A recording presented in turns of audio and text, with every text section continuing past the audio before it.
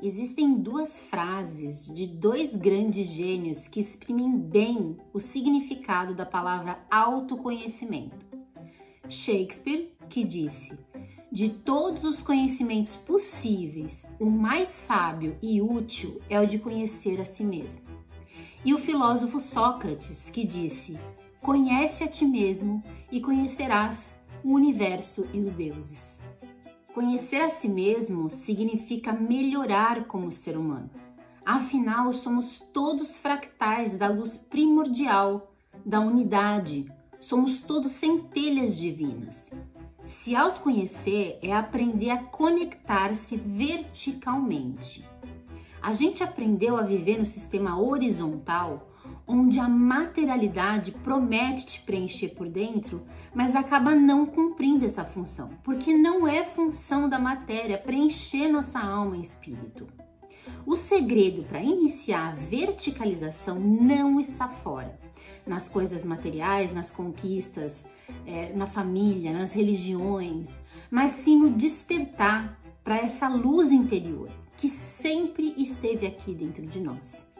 Quando o ser humano descobre o sentido de existir, ele descobre o poder de viver uma vida verdadeiramente iluminada e conectada. Nunca foi tão primordial nesse momento da humanidade de transição planetária se conhecer diante desses tempos caóticos que estamos vivenciando com tantas mudanças acontecendo.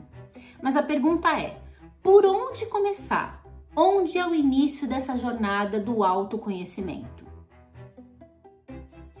A gente vai começar essa jornada do autoconhecimento aprendendo a decodificar o que eu chamo de manual de instruções pessoal. E nada mais é do que o nosso mapa astral natal, porque é lá que estão registrados, na linguagem dos símbolos, quem a gente é e como a gente funciona. Nosso mapa astral natal, ele mostra por que a gente é assim, do jeito que a gente é. Muita gente acha que a astrologia é só signo solar. Ah, meu signo é tal, então a astrologia é sobre isso. Não, gente, a astrologia é uma ciência muito mais perfeita e complexa do que parece. E hoje eu vou te mostrar como decodificar uma pequena parte do seu mapa, mas que vai fazer você entender bastante sobre você mesmo já. E vou mostrar isso através das 12 casas que compõem a mandala astrológica. Agora, uma coisa importantíssima, não esquece. Uma vez que você faz o seu mapa astrológico, ou seja, uma vez que você decodifica o seu manual de instruções, ele vai poder ser utilizado para sempre, porque ele se torna um guia para avaliar possibilidades, oportunidades, melhorar seus medos, se melhorar como pessoa e investir energia no que você tem de virtude. Perceba que a mandala astrológica, ela é dividida em 12 partes. E essas linhas que separam e delimitam cada casa são chamadas de cúspides. Então o signo que está na cúspide, ou seja, ele está hospedado nessa casa. As 12 casas da mandala são chamadas de campos de experiência na vida terrena. Cada experiência é vivenciada pela emanação das energias dos signos e planetas que estiverem hospedados em cada uma dessas casas. Então veja lá que a mandala astrológica ela é dividida em 2 ciclos. Então, da casa 1 à casa 6, a gente vivencia experiências individuais, ou seja, cresce como ser humano. E a partir da casa 7 até a casa 12, a gente usa esse conhecimento que a gente desenvolveu como ser humano para trocar com a sociedade, para trocar com o mundo. Então, agora a gente vai passar pelos 12 campos de experiência da vida, da nossa jornada da vida. E você aí que está assistindo vai percebendo e buscando na sua memória qual desses campos de experiência estão bem resolvidos e quais deles estão mal resolvidos. Ou seja, tem pendência, tem um nó ali que não foi desfeito, porque a gente teve que seguir a vida em frente e deixou para lá, não resolveu. E todo mundo, tá, gente? Sem exceção, todo mundo tem uma pendência em alguma casa astrológica, em algum campo de experiência. E por que eu decidi fazer esse vídeo agora? Porque a gente tá vivenciando esse momento de transição planetária caótico, uma sensação de fim do mundo muito eminente. E o planeta tá vibrando já na quinta dimensão. E com toda essa energia de luz chegando pra gente, aumentando a vibração do nosso planeta, inclusive de tudo que habita nele, tudo que estava nas sombras vai começar a emergir, já começou a emergir. Porque é só assim que a gente vai olhar, enfrentar e resolver o que a gente jogou para debaixo do tapete. Tanto individual, no nosso ser, quanto de forma coletiva. Agora chegou a hora de resolver pendência. Então, olha lá, a jornada da vida começa no parto, no dia do nosso nascimento. Então, a primeira casa, que é a casa número 1, ela representa a primeira casa da nossa jornada. Ela representa o existir, a nossa existência, ou seja, se eu acabei de nascer, eu passei a existir no mundo físico como ser humano. E essa força vital que deu o impulso do meu nascimento, o início para a origem da minha existência, é a minha primeira experiência de vida. Então, a casa 1 é o meu primeiro campo de experiência.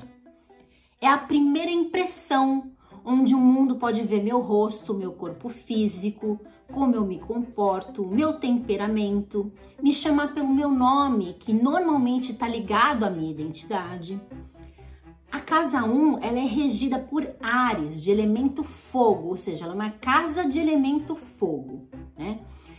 E ela está relacionada ao superego, que é como uma máscara em que a gente se mostra para as pessoas.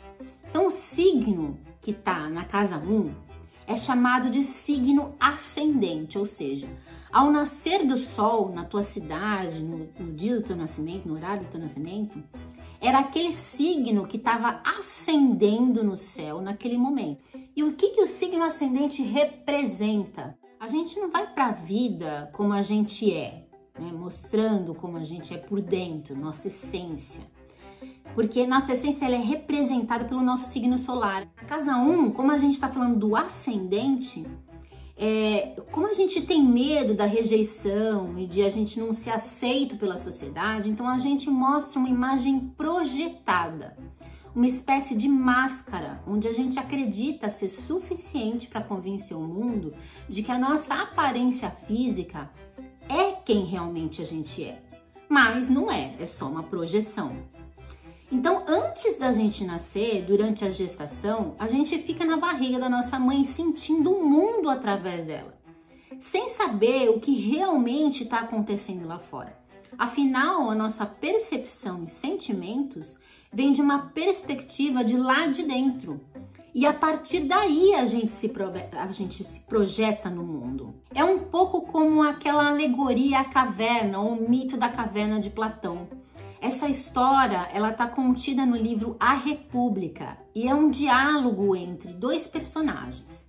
No texto, Sócrates fala para Glauco imaginar a existência de uma caverna onde prisioneiros vivessem desde a infância, ou seja, desde que eles se conhecem por gente, com as mãos amarradas em uma parede, eles podem avistar somente as sombras que são projetadas na parede situada à frente. As sombras são ocasionadas por uma fogueira em que pessoas passam na frente fazendo gestos, carregando objetos, projetando sombras de maneira distorcida. E ainda eles ouviam ecos, né, dos sons que as pessoas produziam. E esse, gente, era todo o mundo que esses prisioneiros conheciam. E de repente, um dos prisioneiros se liberta.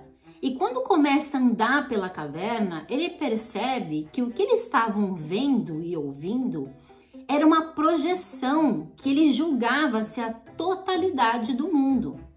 Então, quando ele encontra a saída dessa caverna, ele tem um baita susto ao se deparar com o mundo exterior.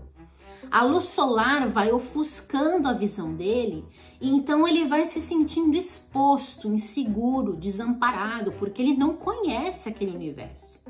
Assim como acontece no nosso processo de gestação, o nascimento, aos poucos a visão desse homem vai se acostumando com a luz e ele começa a enxergar a infinidade do mundo e a realidade que existe fora dessa caverna.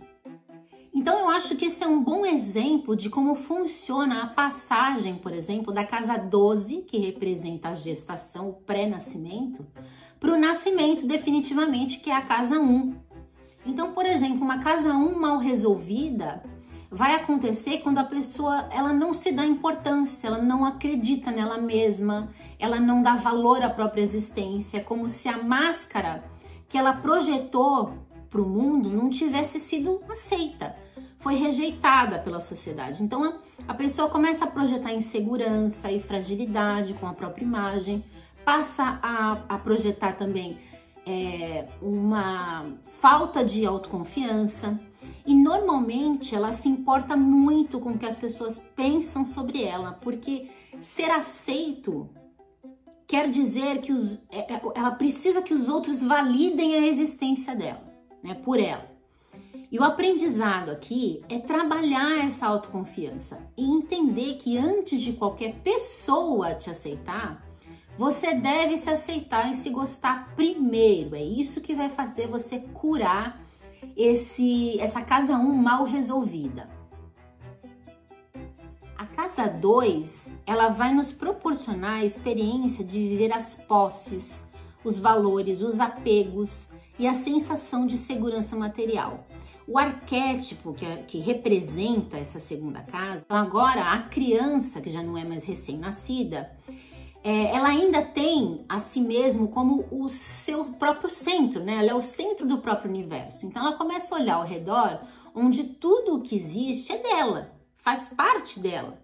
Então é a fase da criança que ela fala, é o meu, é meu. Então é minha mãe, meu pai, meus brinquedos, minha barriga, meu pé, meu e meu.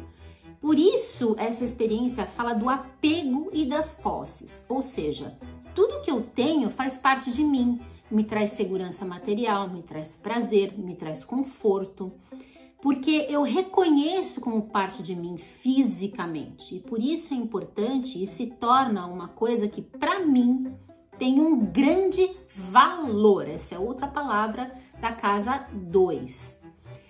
E a casa 2, ela é regida por touro de elemento terra, né? Lembra que sempre elemento terra fala da materialidade. Mostra que a gente precisa preencher o nosso mundo com o que a gente considera seguro. Adquirir recursos passa a ser primordial. Por isso essa casa é associada às finanças, ao dinheiro, aos ganhos materiais, aos recursos adquiridos através do trabalho.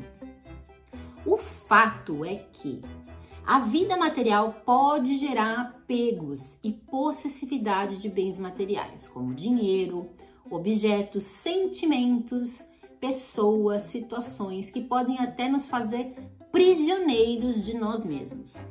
Então, sempre que um signo ou um planeta estiver hospedado na casa 2 de touro, elemento terra, vai falar sobre os meus pertences, o que eu valorizo, o que é importante para mim, como eu lido e administro as minhas posses. Também a forma como eu me apego, como conservo o que eu tenho, minha relação com o dinheiro, tanto na hora de gastar quanto na hora de ganhar. Né? E a casa 2, uma casa 2 mal resolvida, ela acontece quando a pessoa tem necessidade de controlar tudo e todos.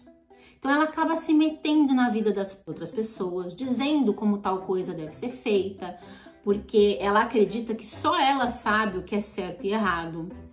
Ela tem necessidade, essa necessidade de controle é tão grande que ela acaba fazendo com que as pessoas que convivem com ela sejam completamente dependentes dela.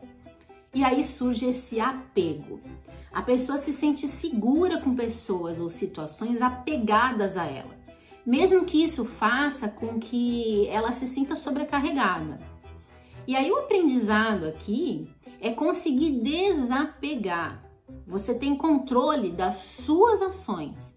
Por isso você deve deixar que os outros sejam livres para que construam o seu próprio modo de viver. Mesmo que para você seja um modo errado, cada um deve ser livre para aprender e construir as próprias experiências e assim amadurecer. Outra situação de casa 2 mal resolvida é a pessoa se tornar gulosa. Quando eu falo gulosa, não tem a ver só com a comida, mas tem a ver com todo o arquétipo que tem em cima dessa palavra, né? Então, é aquela pessoa que deseja possuir tudo em excesso, sem nenhuma moderação. Então, ela se torna excessivamente ambiciosa, cobiçosa por dinheiro, por comida, por itens de luxo, por consumo, aquisição de bens. Então, a sensação de saciedade para essa pessoa nunca chega e torna essa pessoa uma compulsiva pelo ter, né?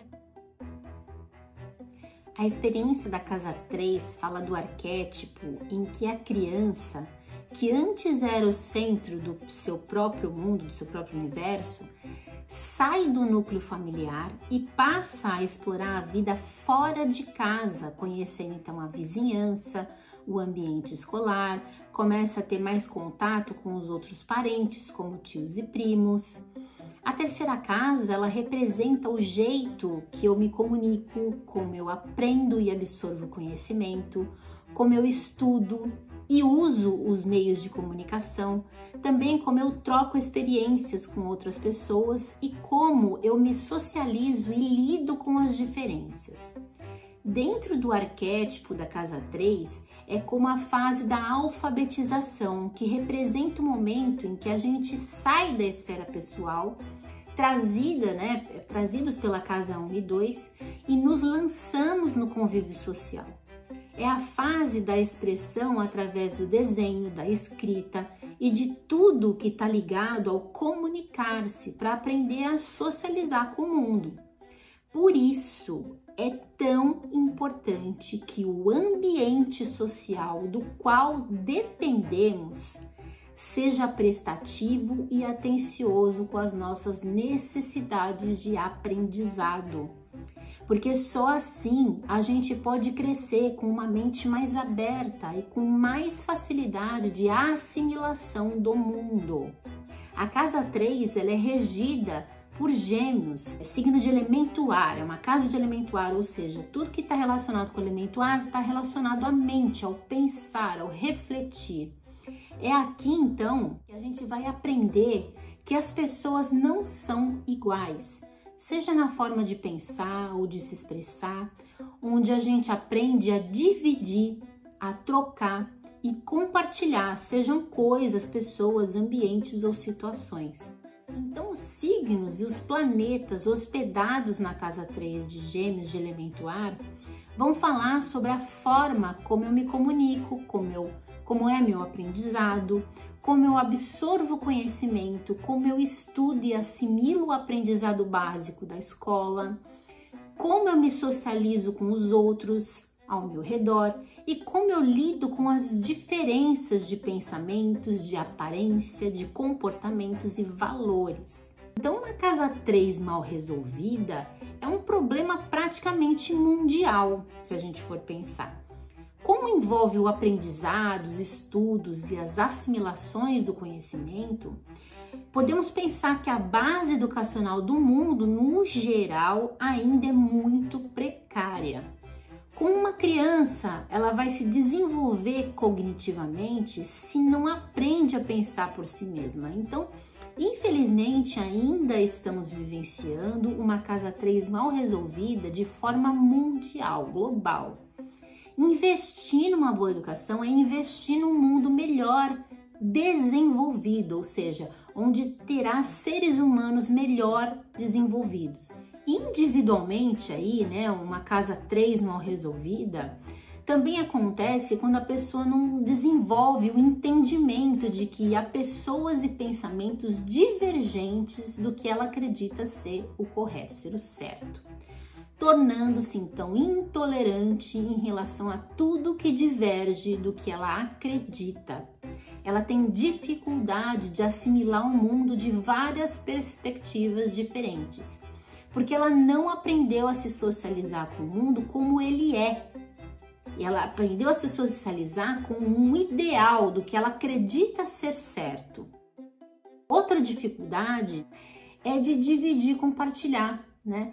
É você não conseguir dividir e compartilhar com o coletivo, assim como foi ensinado na escola, por exemplo, se você ainda pratica a casa 2, que é o meu, não conseguiu evoluir, né, da casa 2 para a casa 3. Então, o aprendizado aqui é não ficar preso e fechado em si mesmo, porque é importante, é preciso estar aberto para conhecer a diversidade de pessoas, de ideias que coabitam no mesmo mundo em que você.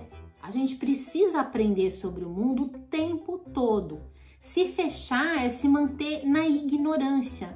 Então não vamos aceitar a ignorância como consequência de uma casa 3 mal resolvida.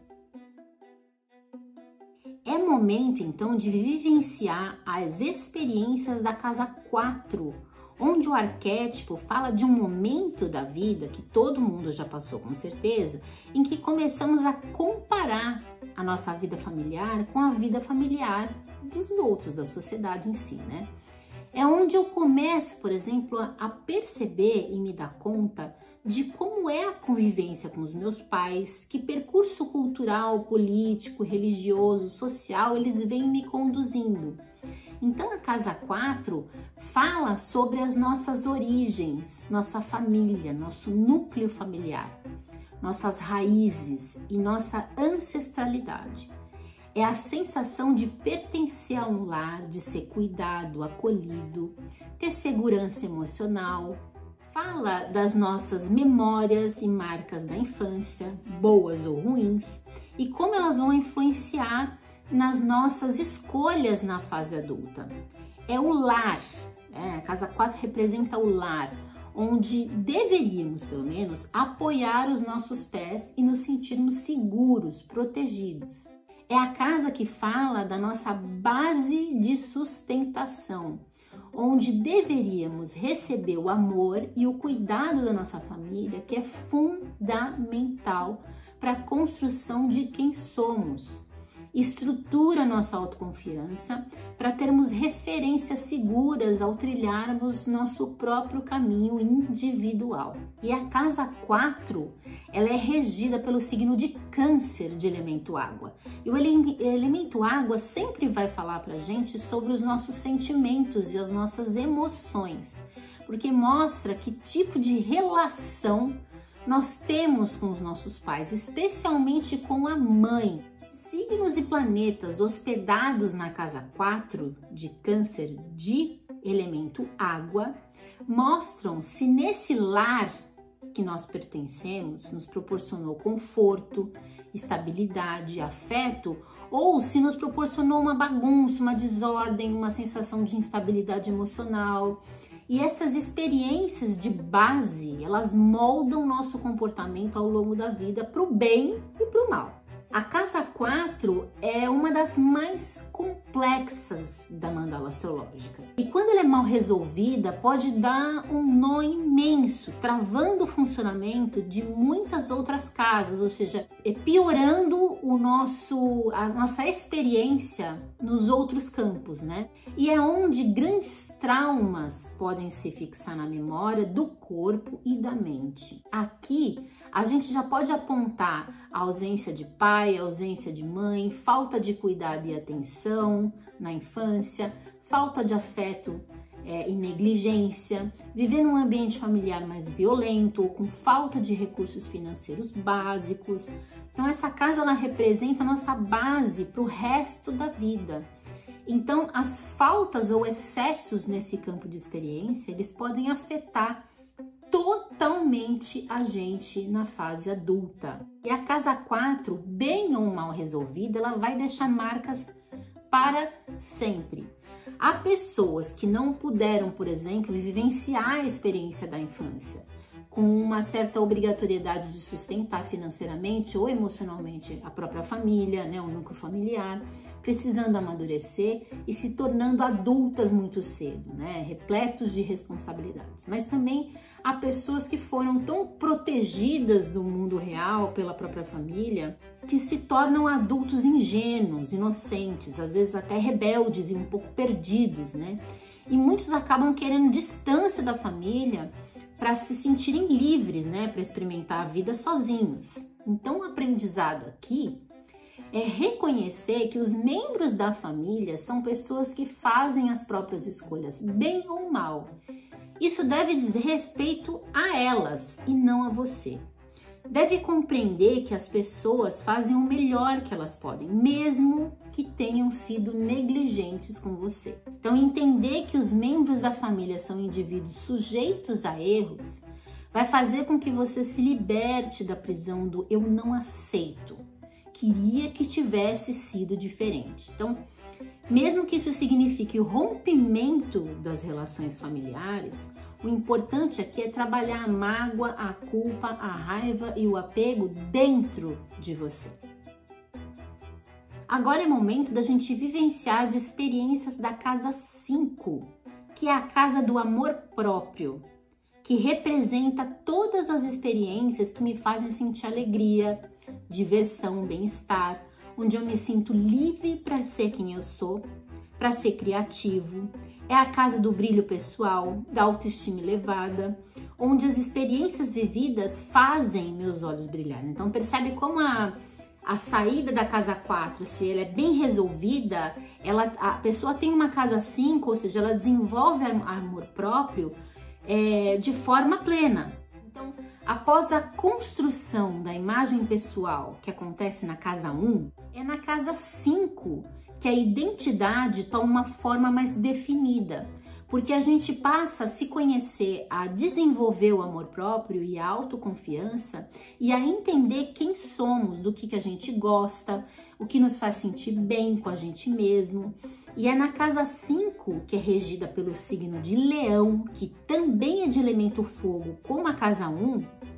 E Leão, se a gente for pensar, Leão representa o coração, né? Aqui, muito mais do que fazer as coisas por uma obrigação imposta, a gente faz por prazer. E assim, entendemos o que faz o nosso coração bater mais forte. Então, o arquétipo da casa 5, ele remete ao momento em que a criança, já na pré-adolescência ou adolescência, durante as brincadeiras, por exemplo, cria toda uma realidade imaginária, onde lá ela pode ser livre para ser quem ela quiser. Aqui não existe tarefas por obrigação, e sim pelo simples prazer do momento. Ela também descreve o nosso apetite pelo prazer em jogar, curtir festa, realizar brincadeiras, revela nossa disposição para o romance, para a paquera, para os namoros e para os amantes. E os signos e os planetas hospedados na casa 5 de Leão, eles vão falar sobre todos os tipos de ímpetos criativos, como projetamos a nossa autoafirmação, o que nos faz brilhar os olhos, como flertamos, como somos como amantes, como nos divertimos e nos exibimos, inclusive, né? Seria a fase arquetípica da juventude, onde a gente está repleto de amigos, participando de festas e beijando na boca e nos sentimos especiais, aventureiros, com uma autoestima alta e desfrutando da vida. Então, essa casa também é conhecida como a casa do palco, onde os holofotes, a gente tem a sensação que os holofotes estão sempre voltados para nós. E a casa 5 mal resolvida faz com que a pessoa tenha necessidade, pode fazer, né? Com que a pessoa tenha necessidade de estar no palco com os holofotes para ela o tempo todo. Então, é aquela pessoa que precisa que o mundo afirme o quanto ela é especial, popular, e acaba chamando atenção para si de forma egoísta, porque ela precisa se sentir aplaudida pelos outros que estão na plateia observando, né? A situação também em que a pessoa pode ter tido uma atenção tão exagerada na infância, onde todos realizavam as suas vontades, e aí quando ela cresce, ela acaba exigindo que o mundo a trate da mesma maneira, né? Todo mundo dê atenção para ela da mesma maneira que deram durante a infância. Também aqui a gente pode dizer de uma situação em que a falta da experiência com a criatividade e a diversão que a Casa 5 provê faça com que a pessoa se sinta sempre excluída. Ela tenha dificuldade em fazer amigos, se soltar, ser livre para ser quem ela quiser. Por consequência, tem dificuldade de interagir com os outros, ser ela mesma em público. E por causa dessa insegurança, ela acaba se isolando, não vivenciando os momentos de prazer da vida e não desenvolvendo o amor próprio. E aí o aprendizado aqui é: o mundo não vai te dar atenção e colocar você no palco para te aplaudir, só porque você sente que merece. Então, quando a gente sente prazer e tá imerso totalmente na diversão, na brincadeira, a gente se sente livre de julgamentos, de opiniões e apreciação dos outros, né? A Casa 5 fala sobre a luz interna que acende quando você sente a plenitude da felicidade do amor próprio. Essa luz interna, ela emana das pessoas ensolaradas, que a gente chama de pessoas ensolaradas, né? Que chamam atenção por si só. Então, não é que ela é uma pessoa que chama atenção, mas ela é tão ensolarada que as atenções se voltam para ela naturalmente. É aquela energia solar que a gente é capaz de transmitir quando a gente está num estado de felicidade e bem-estar pleno. Então a Casa 5 bem resolvida, ela não pede atenção, ela obtém atenção porque a sua luz interna, ela tá brilhando, pulsando, ela tá bem consigo mesma e ponto. E chegamos na Casa 6, que é a última casa das experiências individuais, ou seja, da construção de quem a gente é, da nossa individualidade, antes da gente partir para o mundo do desconhecido que vai acontecer a partir ali da Casa 7. O arquétipo da Casa 6 fala que aquele jovem que construiu autoestima e amor próprio na Casa 5, nessa casa, na Casa 6, ele precisa aprender sobre as obrigações, rotina de trabalho, autocuidado e praticar o servir. Agora sim, vem o momento das tarefas que devemos fazer por obrigação e que nem sempre nos dão prazer. Essa casa, ela aborda as obrigações com as tarefas domésticas, por exemplo, que precisam ser feitas todos os dias, porque fala da prestação de serviço, do nosso senso de utilidade, da nossa rotina, do nosso dia a dia. E essa rotina nos leva a um entendimento de que a vida cotidiana, ela precisa ser prática e eficiente para assim poder funcionar com mais fluidez. É aqui que se aprende a cuidar de si mesmo, da própria saúde, da própria nutrição, do funcionamento do nosso corpo físico, da organização e limpeza do nosso lar, onde a gente mora, e da importância de ser disciplinado e seguir uma rotina de tarefas básicas para se tornar um adulto funcional.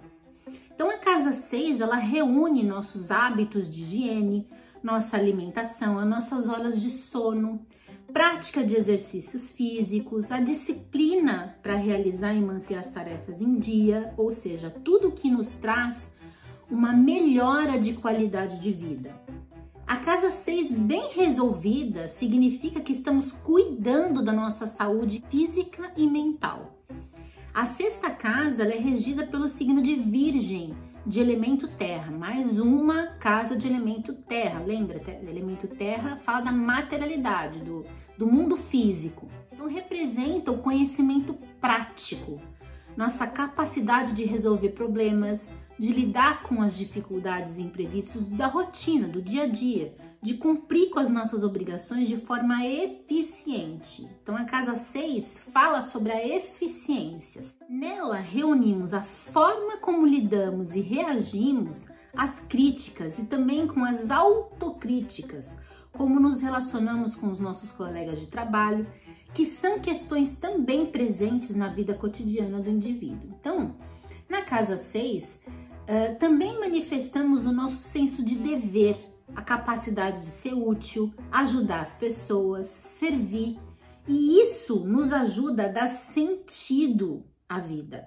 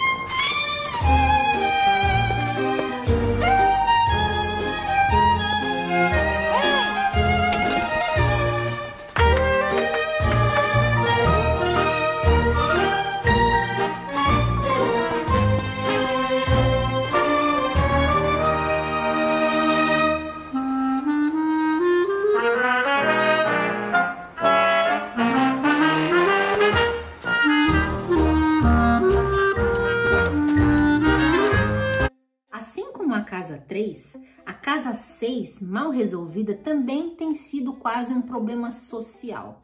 E muitas pessoas desenvolvem por ter relação com a preparação para se tornar um adulto funcional. Então, no Brasil, pelo menos, há uma cultura de que o trabalho doméstico ele deve ser feito por empregados ou somente por mulheres e não por todos os membros que convivem na mesma casa. O problema é que quando somos poupados de arrumarmos nossa própria cama, de limparmos nosso banheiro, de fazermos nossa própria comida, limpar e organizar nossa própria casa, a gente não aprende a cuidar da gente mesmo e se vê dependente de babás, que eu diria, né? Que são os empregados que resolvem tudo pra gente, porque a gente não sabe simplesmente fazer. A gente passa a se comportar como eternas crianças dependentes. E essas pessoas têm dificuldade em desenvolver disciplina, porque elas vão tentar desistir de tudo sempre que uma situação exigir disciplina. Seja disciplina na dieta, disciplina no trabalho, na prática de exercícios físicos, na saúde do corpo. Então ela tende a desistir quando ela vê que exige dela, né, uma disciplina, um esforço para que a coisa flua, para que a coisa funcione, seja eficiente. O aprendizado aqui você deve aprender a ser útil, a servir, a ser prestativo, a colaborar com o mundo. A vida abre portas para pessoas que sabem ser prestativas, né? Então também tem aquela pessoa que tem necessidade de ser útil e servir o tempo todo para sentir que é uma pessoa necessária e insubstituível. Essa deve aprender a deixar que todos tenham a oportunidade de exercer o dever e as obrigações e o servir.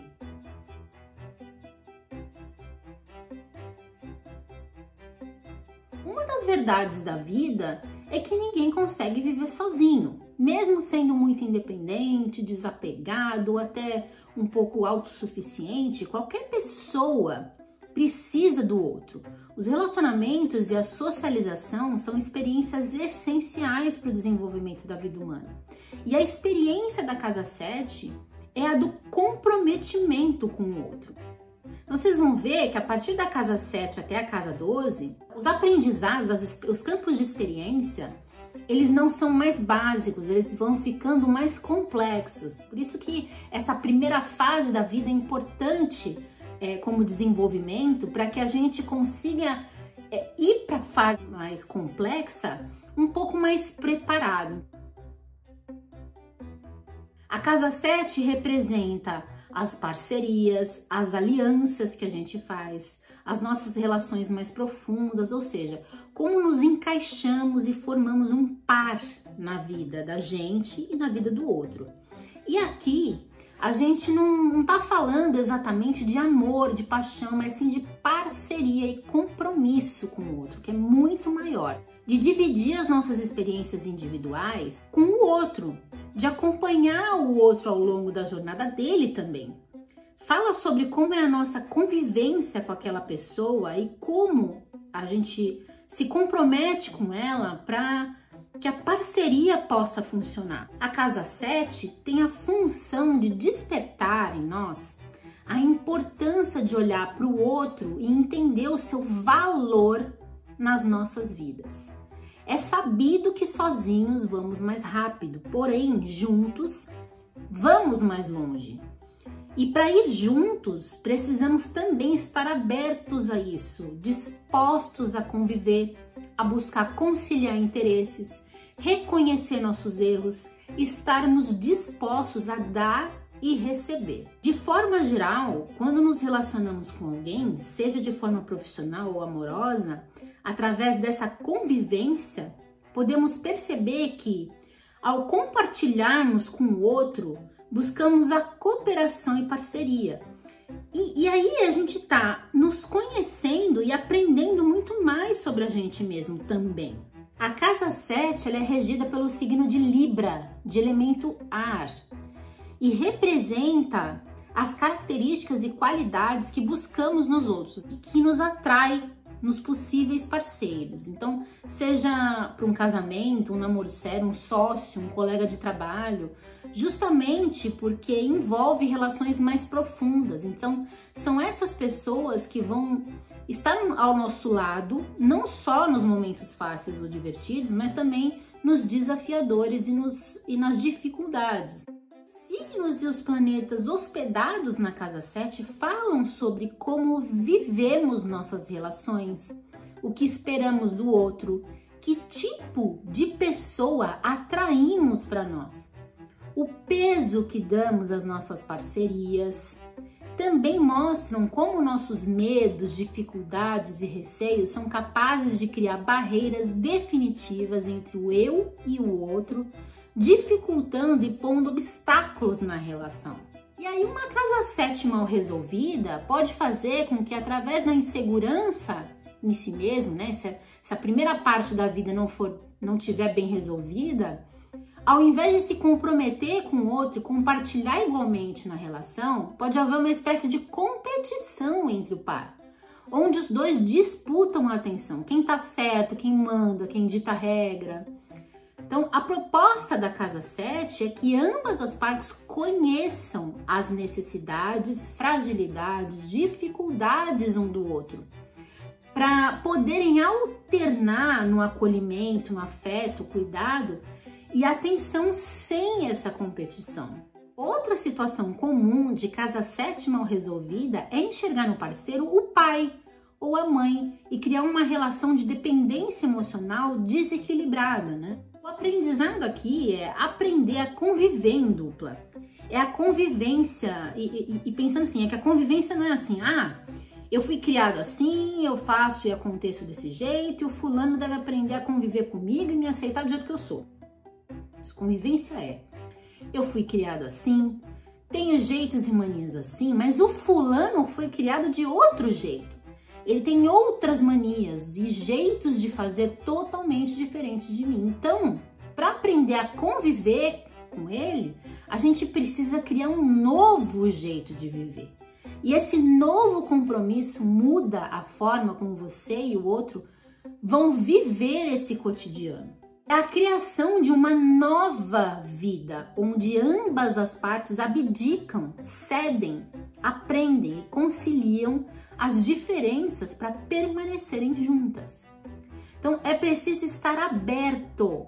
Essa é a chave da casa 7. É preciso estar aberto a conhecer o outro verdadeiramente e vice-versa, sem disputa, hierarquia, competição, desejar que seja mãe, desejar que seja o pai. Aqui a adaptação equilibrada de ambos é o segredo para chegar num consenso.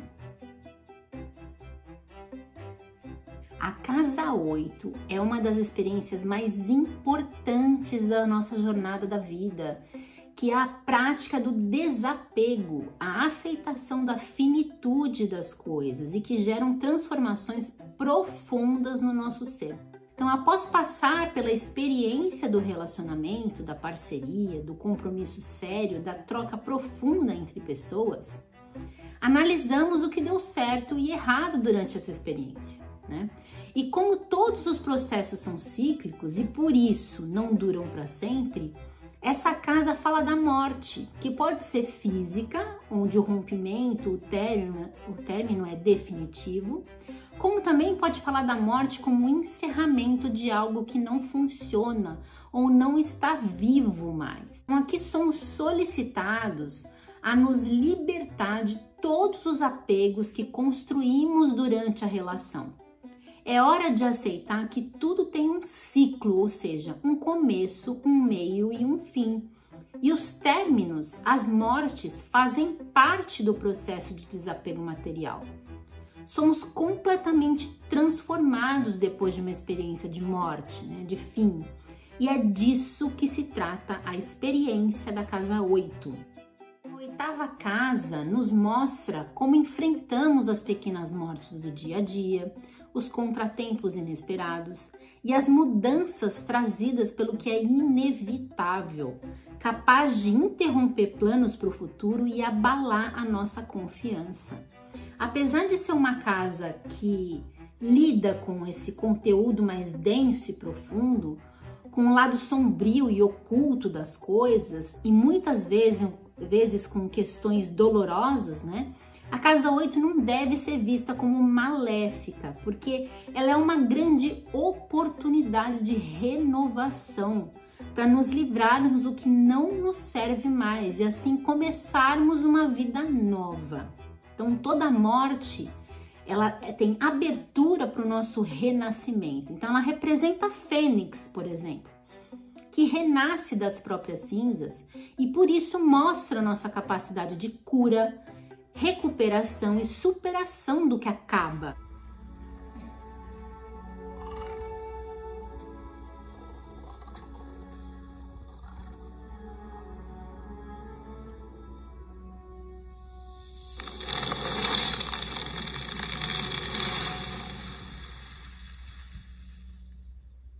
Harry?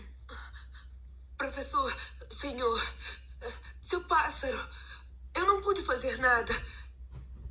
Ele simplesmente pegou fogo. Ai, já não era sem tempo. Estava com uma aparência horrível há dias. Pena que só ouviu quando queimou. Fox é uma fênix, Harry. As fênix pegam fogo quando chega a hora de morrer e depois, então, renascem das cinzas.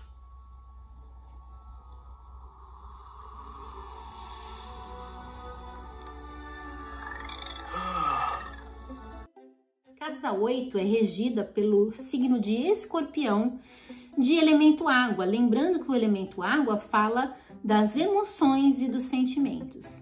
E também está relacionada aos tabus, à sexualidade e à intimidade profunda. A experiência sexual aqui não é um simples ato reprodutor para gerar filhos. É justamente a da troca de energias intensas e íntimas, a entrega profunda que buscamos naquele momento, onde até nos permitimos morrer, mesmo que brevemente. Planetas e signos hospedados na casa 8 indicam como cada indivíduo lida com as experiências como mortes, perdas, mudanças, tabus, sexualidade e transformações ao longo da vida. É na casa 8 que nos resguardamos, juntamos nossas forças, curamos nossas feridas para renascer. A água representa a cura, né? O elemento representa a cura.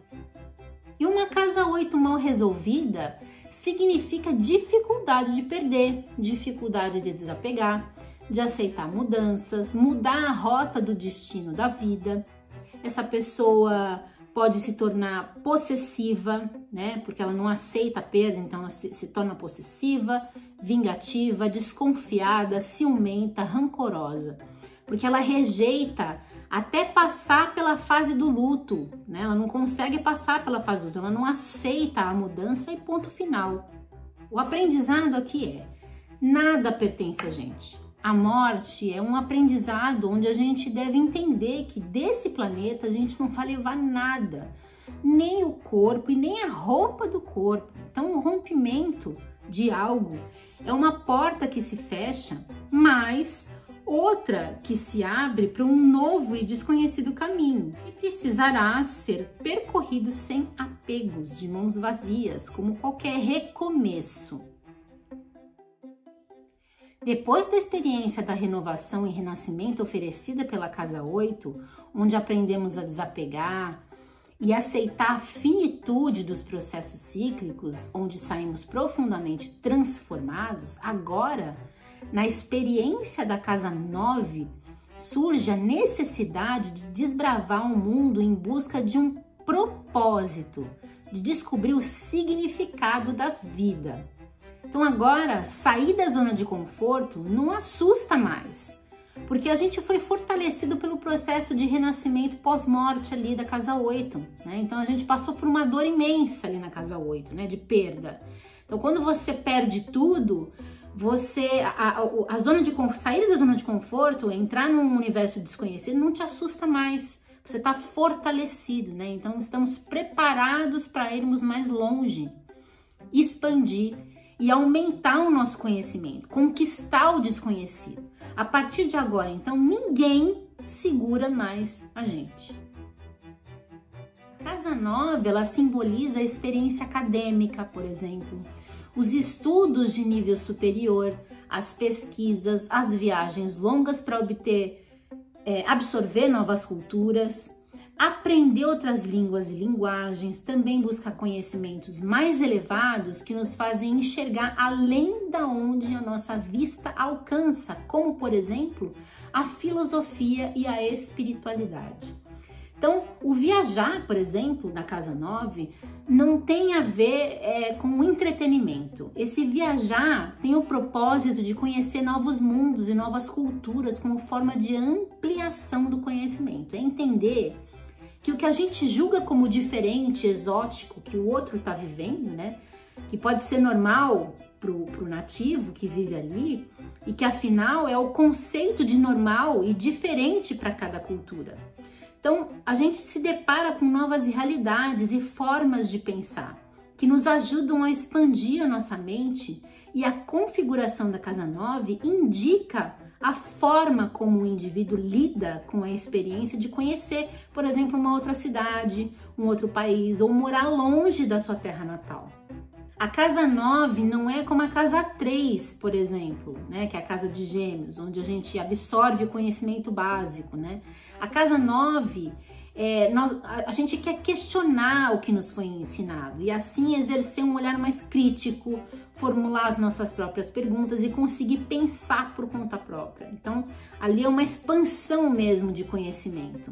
Após a gente mergulhar nas nossas dores e dificuldades da casa 8, a casa 9, regida pelo Sagitário, pelo signo de Sagitário, que é o último signo de elemento fogo da nossa mandala astrológica, nos mostra os novos horizontes que se abrem e apontam para a vivência de um eu transformado. Então, se a gente estava falando que as casas de elemento fogo falam desse eu, então começa pela 1, que é a existência, a casa 5 pelo amor próprio, e agora a casa 9 fala de um eu transformado com um conhecimento mais amplo. Então, a nossa missão mais profunda é encontrar e dar significado à existência da nossa vida. Os planetas e os signos hospedados na casa 9 indicam como experimentamos uma nova cultura, por exemplo, um novo idioma, como a gente lida com estruturas sociais que são diferentes das nossas, que vão ajudar a entender uma visão mais universal da humanidade, como a humanidade funciona globalmente, não como o meu ponto de vista, como na Casa 3, que é da minha comunidade, né?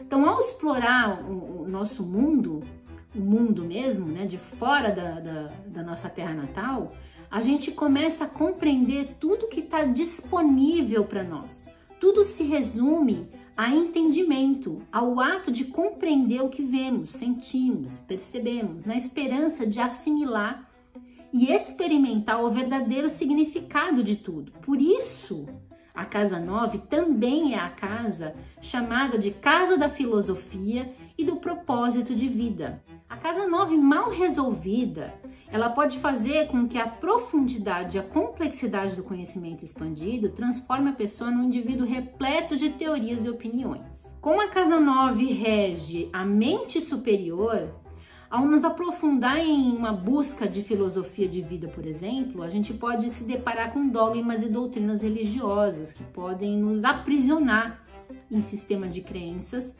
nos tornando fanáticos, né? Ou seja, você começa a impor o seu sistema de crenças às pessoas, tentando convertê-las. Sendo assim, você não entendeu a real proposta da Casa 9, né? Que é a de questionar, buscar a filosofia, a espiritualidade livre, ter senso crítico e pensar por si próprio. A mente precisa ser expandida, aberta e não fechada em conclusões de certo ou errado, né? Outro problema da Casa 9 mal resolvida é que, por se tratar de uma mente superior, pessoas podem se aprofundar numa área acadêmica, por exemplo, e passar a usar um vocabulário mais complexo e se tornarem mais arrogantes, né? Excludentes, se comunicando com o mundo com uma certa superioridade, se achando mais inteligente do que todo mundo, né? O aprendizado, então, aqui é encontrar o nosso propósito de vida, porque essa é a experiência da Casa 9. Encontrar o nosso propósito de vida, estar aberto ao conhecimento profundo, seja através do ensino superior, de viagens para novas culturas, de busca por filosofias de vida, pela espiritualidade. Aqui não entra o eu sei mais do que você, ou o eu sei a verdade, você não sabe e é ignorante. Não é para isso que se amplia a mente. A proposta aqui é expandir a consciência ou conhecimento sobre si mesmo e seu lugar no mundo. Porque lembram, a casa de elemento fogo é a expansão do eu. A Casa 10 é a casa do reconhecimento social, que fala sobre o nosso processo de amadurecimento, onde nos tornamos pessoas conscientes do nosso papel na sociedade, responsáveis por nossas ações e cientes das nossas escolhas. Então a Casa 10 representa a escolha de um caminho que, entre vários que a vida ofereceu e que nos leva a realizar nossa vocação, tá? Então vocação, ela é qualquer aptidão ou gosto natural em trabalhar em algo, estar à disposição, ter um talento, uma paixão. Assim, o indivíduo encontra seu lugar na sociedade. E dessa forma, a Casa 10, ela representa nossos esforços para crescer e sermos reconhecidos e valorizados por aquilo que realizamos, seja na carreira, na vida social e na vida fraternal. Além de reunir temas como vocação, carreira, projeção social, reconhecimento e amadurecimento, a Casa 10 também inclui a nossa relação com a hierarquia social e os nossos desejos de poder e de alcance. Está associada à forma como somos vistos pela sociedade, e toda visibilidade tem dois lados da moeda. Então, podemos ser admirados ou menosprezados por estarmos expostos socialmente, certo? É importante a gente estar preparado para aprender a lidar com as críticas e julgamentos que essa exposição culmina. Enquanto a Casa 6, também de elemento terra, fala da rotina para a realização eficiente de tarefas do nosso trabalho diário, a casa 10, regida por Capricórnio, também de elemento terra, essa casa 10, ela projeta algo muito maior, que não é trabalhar para servir como na casa 6, né? É seguir as nossas aspirações, os nossos sonhos, metas, atender ao chamado da nossa vocação, que irá demarcar o nosso espaço na sociedade, nossa marca deixada na história e também nossa biografia que será contada por terceiros. Então a casa 10, ela fala sobre tudo que nos esforçamos a partir das experiências das casas anteriores para nos tornar. Aqui entra nossas escolhas de profissão, trabalho, carreira, quem queremos nos tornar na nossa árvore genealógica. E os planetas e signos hospedados na casa 10 indicam como desejo ser visto e percebido pelo mundo. Qual minha reputação a partir das escolhas que eu fiz e as experiências que eu vivenciei. É na casa 10 que a gente mostra para o mundo o quanto a gente cresceu, expandiu e amadureceu. Então, quando está mal resolvida, a gente não construiu maturidade e por isso muitas vezes a gente se sente excluído, né? É o que a gente chama de viver à margem da sociedade. Então, se você acha que o seu trabalho, mesmo não remunerado, é irrelevante, não tem importância, não tem notoriedade, por isso você descredibiliza, não valoriza o que faz, então significa que você se diminuiu, se apequenou, não reconheceu sua trajetória, nem as suas experiências vividas durante a sua jornada. O aprendizado aqui está faltando consciência, tá? Ou seja, conhecimento de si mesmo. Também pode estar faltando reconhecer no que você é bom, onde e no que você tem aptidão, talento e vocação. Todo trabalho que oferecemos à sociedade é relevante, mesmo que não tenhamos fama, popularidade ou prestígio. Aqui o que conta é o valor atribuído ao que você oferece à sociedade e que retorna para você através do reconhecimento. Então, agora que eu exerço minha vocação e que eu encontrei meu papel na sociedade, eu preciso viver as experiências da casa 11, que mostra que agora eu preciso encontrar minha tribo, meu grupo, minha comunidade. Grupos sociais onde eu pertenço ou me sinto pertencente e que me representam e compartilham das mesmas ideias, pensamentos, valores e filosofias de vida. Uma das principais características dos seres humanos é que, independente da personalidade de cada um, somos seres sociais. Vivemos uma sociedade e nela nos relacionamos, fazemos amizades, criamos alianças e uniões. A casa 11 fala sobre os valores coletivos da humanidade, as ações em conjunto, a solidariedade, a fraternidade, como olhamos e cuidamos dos outros, das amizades que marcam as nossas vidas e nos abrem a outros círculos sociais. Aqui é necessário participar e retribuir. A finalidade da casa 11 é o pensar coletivo. Na comunidade em que vivemos, olhar além das nossas necessidades individuais, buscando uma realidade mais justa e digna para o bem-estar de todos. Essa experiência fala muito do mundo que queremos construir para as futuras gerações. E por isso essa casa muitas vezes é chamada de a casa da esperança ou a casa do futuro. A casa 11 é regida por Aquário, por signo de Aquário, de elemento ar. De novo, elemento ar. Elemento que fala da mente, das reflexões, do pensamento e é o signo da nova era. Fala sobre a importância de pensar no plural, acolhendo e respeitando as diferenças e ao fazermos isso, conseguimos entender melhor também quem somos e quais são as nossas prioridades e os nossos grandes ideais. Aqui, após focarmos na nossa vocação, carreira, sucesso e realização pessoal na casa 10, aprendemos a administrar o que vamos fazer com esses ganhos, esse reconhecimento e todos os benefícios que vieram do meu lugar na sociedade, né, em prol dos outros. Como podemos usar nosso status para ajudar, motivar causas sociais, fazer algo não só para nós, mas olhar para o mundo que nos cerca e entender que todos habitamos a mesma grande morada. Então, planetas e signos hospedados na casa 11 falam sobre como e de que forma contribuímos com a coletividade. Se temos um senso de consciência social, como fazemos e mantemos as nossas amizades e alianças, em que grupo social nos sentimos pertencentes e que legado ou futuro pretendemos deixar para as futuras gerações. Aqui não tem indivíduo, aqui é a voz do grupo que conta. A pessoa que tem necessidade de liderar esse regente do grupo e assim alimentar o ego não entendeu a proposta da experiência da casa 11. Aqui experimentamos viver junto à multidão, que assim como num estádio de futebol, por exemplo, a torcida se torna um corpo e uma voz só. Nessa casa não há líderes, não há um que mande e outro que obedeça. O que vale aqui é o que o grupo como um todo pensa. Você deixa a sua identidade de lado para fazer parte da identidade do grupo todo.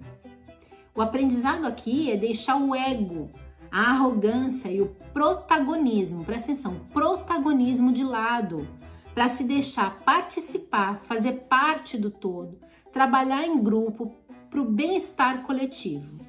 É uma casa difícil de ser bem resolvida, tá?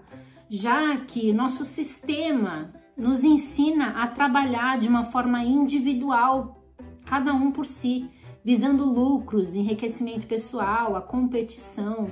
Então, para desfazer os nós dessa casa, é preciso desconstruir, expandir a consciência.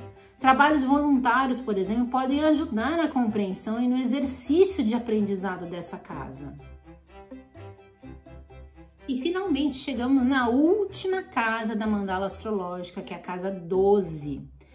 Mas também é a que antecede a primeira, né? Então já falei um pouquinho dessa casa lá no início da jornada, porque se a gente está falando de uma mandala, que é um círculo, então como é cíclico, ele tem o começo e o fim, eles estão interligados. Então a casa 12 é o pré-início, mas também é o fim, né? Então ela representa a junção das emoções e dos sentimentos acumulados de todas as experiências vividas durante a jornada da vida. Nela contém a profundidade das memórias do inconsciente, um momento em que confrontamos a nós mesmos, vivenciando nossos medos e muitas vezes mobilizando as nossas fragilidades. Então, tudo que não é resolvido durante a jornada gera um karma, né? Uma espécie de nó que pode ser desfeito a partir do momento que se tem consciência dos problemas que desencadearam esse karma. É uma casa imaterial, pois fala das emoções, sentimentos e da conexão espiritual. Então, é um setor do mapa que, se não for bem resolvido, pode transformar nossas vidas em uma verdadeira prisão. Assim como o mito da caverna, que a gente contou lá no início do vídeo, é o lugar dos sonhos, do subconsciente, das ilusões, das fantasias e de tudo que é misterioso e oculto aos nossos olhos. E é por isso que a gente pode ficar preso, de repente, mais no que a gente imagina do que na própria realidade. Durante a jornada da vida, ou seja, das experiências vivenciadas nas 11 casas anteriores, a gente não tem como lidar com tudo o que a gente sente o tempo todo e ao mesmo tempo. Então, a gente vai jogando tudo que é difícil de entender, lidar, compreender lá no saco gestacional do inconsciente, ou seja, tipo embaixo do tapetão mesmo. O que a gente sente não resolve, né? A gente era pequeno demais para entender o que estava sentindo. Necessitamos falar, mas não falamos, guardamos lá no fundo, podendo até se manifestar no corpo como inflamação, infecção, alergia, crise respiratória, doenças, elas vão parar lá no oceano do subconsciente.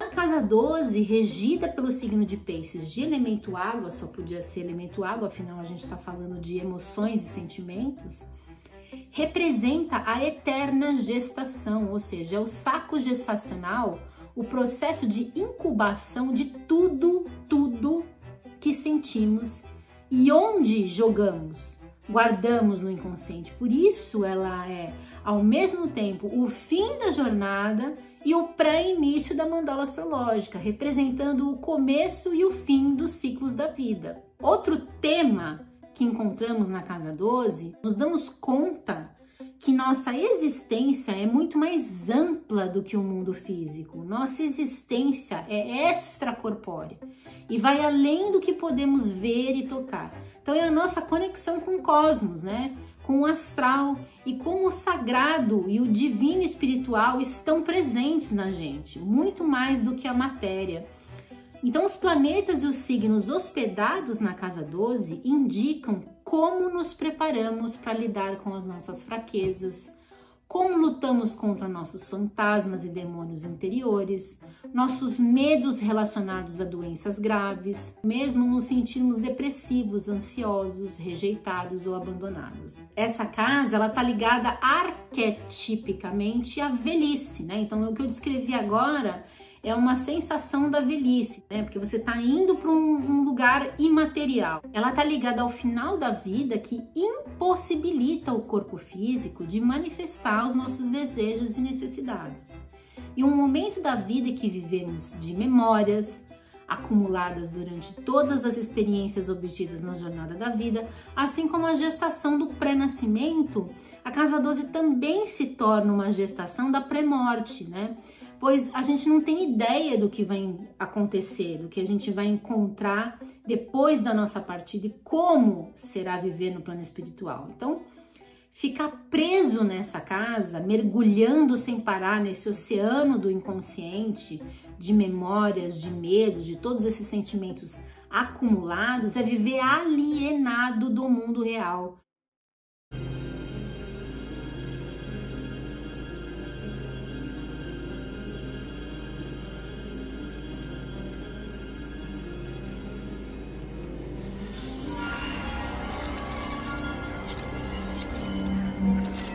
Foi você?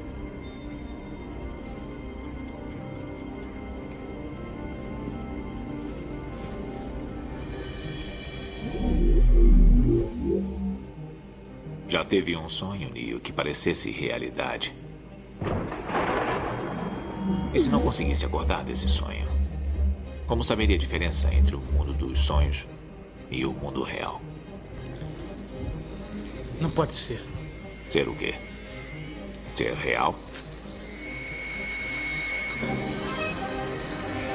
Está começando a replicar. Ei, Bob. Nada ainda. É frio. Frio! Tank, vamos precisar de um sinal. Está fibrilando. Ei, Bob, localize. Estamos quase lá. Parada cardíaca. Eu sei. Pronto, achei. Agora, Tank, agora.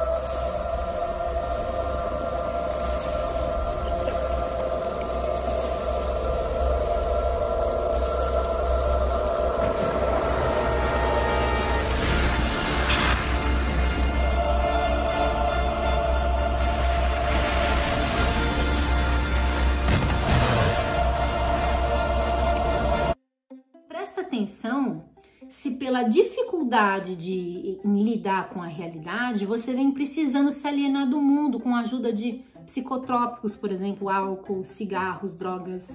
Aqui é fácil se perder pelo medo, pela ilusão, pela fantasia da vida real. E mergulhar fundo no oceano das próprias emoções, porém, quem não souber nadar nessas águas magnéticas, né, do subconsciente, dependendo da profundidade, um mergulho pode ser fatal, porque através do desenvolvimento de distúrbios mentais graves, né, dentro desse contexto de você não querer viver a realidade, mas viver um idealismo, viver uma fantasia, então saindo da realidade, você começa a criar distúrbios mentais ali. E o aprendizado aqui é: faça terapia. Sempre digo isso nos vídeos anteriores, faça terapia. Isso vai te ajudar a se manter sóbrio e com a mente na realidade. Qualquer tipo de alienação pode fazer a mente adoecer.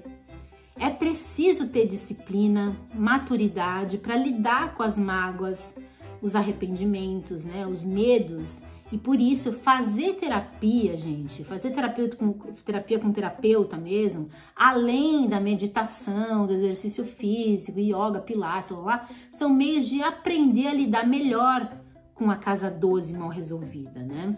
E a casa 12, ela nos ensina a olhar para os nossos medos e dificuldades guardados no inconsciente e enfrentá-los e trazê-los para a luz, para que possamos ser bem enxergados, né? E com isso crescermos e evoluirmos.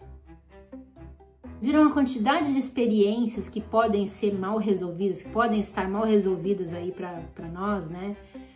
Ter feito um nó kármico e que a gente precisa resolver. E aí o acompanhamento terapêutico, ele ajuda a desatar esses nós, a desfazer os karmas e vai ajudar também a ter coragem para enfrentar e resolver todas essas pendências. Bom, vocês sabem do meu trabalho de terapia holística que eu ofereço como ferramenta de autoconhecimento para o despertar da consciência. A leitura de mapa astral natal, que é a leitura, decodificação do nosso manual de instruções, como também a leitura do tarô astrológico que eu faço é livre de doutrinação e religião, porque eu escolhi praticar uma espiritualidade livre. Aqui tem um estudo profundo e comprometido com os arquétipos e símbolos contidos nessa ciência ocultista ancestral. Eu fico à disposição, espero de coração ter direcionado você com esse vídeo para um pouco